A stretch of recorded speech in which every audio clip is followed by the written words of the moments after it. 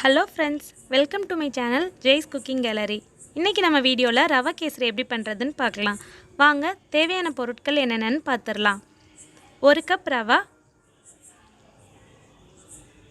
1/2 cup சர்க்கரை,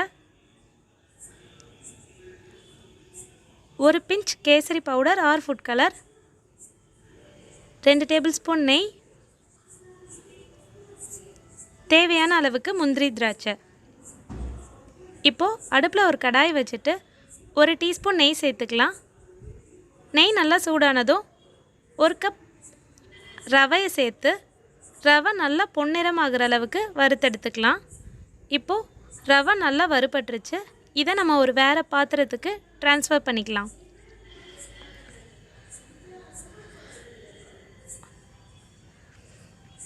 ஒரு cup ரவைக்கு 3 cup தண்ணி சேர்த்துக்கலாம். 1:3 ரேஷியோவில். இப்போது நம்ம எடுத்து வச்சுருக்க ஃபுட் கலர் சேர்த்துட்டு சர்க்கரையும் சேர்த்துக்கலாம்.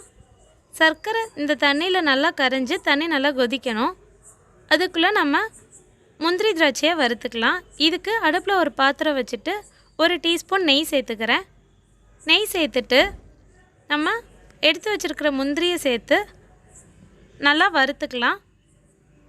முந்திரி ஓரளவுக்கு வறுபட்டதுக்கப்புறம் நம்ம எடுத்து வச்சுருக்கிற திராட்சையும் சேர்த்துக்கலாம். இப்போ முந்திரி திராட்சை நல்லா ஃப்ரை ஆகிடுச்சு. தண்ணியும் நம்மளுக்கு நல்லா கொதிச்சிருச்சு. இப்போது வறுத்து வச்சுருக்கிற ரவையை கொஞ்சம் கொஞ்சமாக சேர்த்து கைவிடாமல் கிளறலாம். இல்லாட்டி கட்டி பிடிச்சிக்க சான்ஸ் இருக்குது. ரவை நல்லா வெந்துருச்சு. இப்போ எடுத்து வச்சுருக்கிற நெய் சேர்த்துட்டு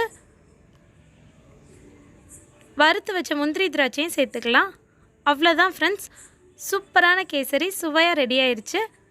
இந்த ரெசிபி நீங்களும் ட்ரை பண்ணி பாருங்கள். உங்களுக்கு இந்த வீடியோ பிடிச்சிருந்துச்சுன்னா லைக் பண்ணுங்கள், ஷேர் பண்ணுங்கள், மறக்காமல் நம்ம சேனலுக்கு சப்ஸ்கிரைப் பண்ணுங்கள். தேங்க்யூ ஃபார் வாட்சிங்.